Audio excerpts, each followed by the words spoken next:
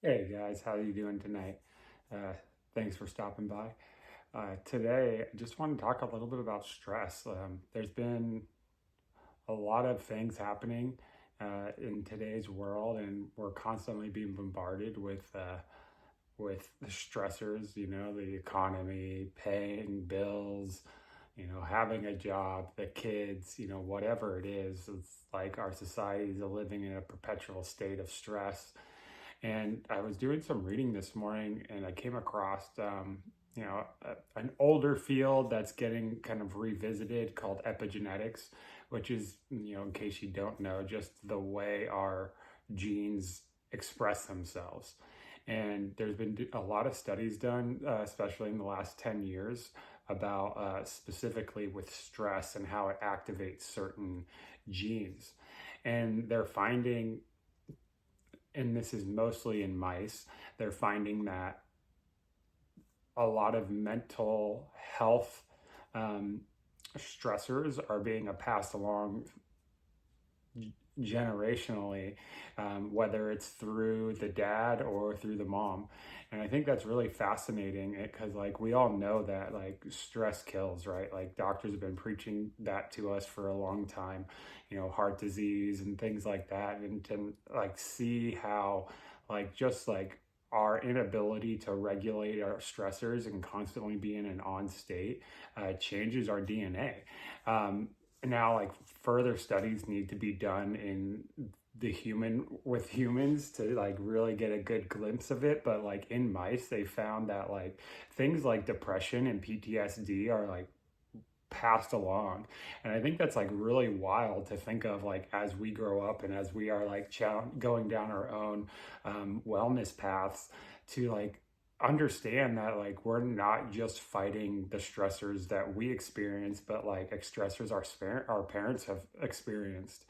And by being able to, like, negotiate inside ourselves to be able to navigate this is really interesting. And I think, like, if we think about, like, how stress affects us and physiologically, it's like the tightness in the chest, it's like the shoulders that are, like, always up here, hands that are tight, just little ways that our body manifests this, like, constant stressor. And I think it's interesting because, like, animals, like, have it, all animals do, but it's like a fight or flight. Like, they're gonna get eaten, they run away, and then 5 minutes later they shut it down and they're, like, just grazing in the field, living a happy life. But us, because we have a developed frontal cortex, like, that doesn't happen. And so I think it's really important that we learn how to manage stress within ourselves. Like, if you are trying to become a better person or just, like, trying to make your life better in any way, like, the first place that should be evaluated is, like, our stressors and, like, what we can do for it. And they've done a ton of studies that have shown that just, like, the simple practice of mindfulness, just being present in yourself and, like, recognizing what thoughts you're having, recognizing what your body feels, is, like, very huge in that. And I think that just by learning how to um, differentiate the different thoughts and the feelings that you have is going to make it easier to then navigate your own stressors. And I was reading a quote from Joe Dispenza, and I'll just, like, real briefly summarize it. It's essentially like, the more you are aware, the more consciousness you're going to have, and the more consciousness you're going to have, the greater your ability to recognize things. And I think that that's, like, so important to just, like, if you're looking to get started or you're already started, just constantly come back to, like, your awareness and your, like, what you're noticing inside yourselves, and that's going to unlock so many doors. And so, like, just some practical ways that we can go about this is, like, the mindfulness practice. And then, like, for me, like, setting up a good evening routine. And I don't mean, like, oh, I brush my teeth, I put on my take off my makeup, do my skincare routine. Like, those can be a part of it, but, like, I mean something that's, like, at the end of the day, you're, like, let's say you finish your day here and your stressors.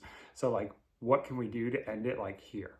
Right? So that we go to bed less stressed than, like, any point through our day. That way our body can heal and recover.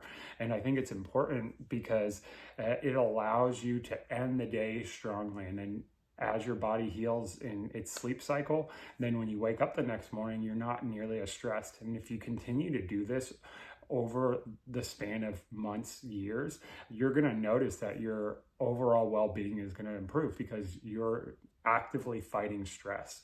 Now, like if the day is wonky and you can only do it in the middle of the day, it's better than nothing. But I found like a really strong, relaxing nighttime routine is like 100% key. And then obviously getting good sleep. So if you have a good nighttime routine, that includes some mindfulness and then some good sleep, like that's half the battle there. So I just want to encourage everybody out there, like just keep doing what you're doing, keep finding ways to just like make yourself better. Even if you don't feel that way, like that's where the self-love and self-compassion comes in. So, don't give up, keep loving on yourselves and keep fighting the fight. And I'll see you guys back again tomorrow.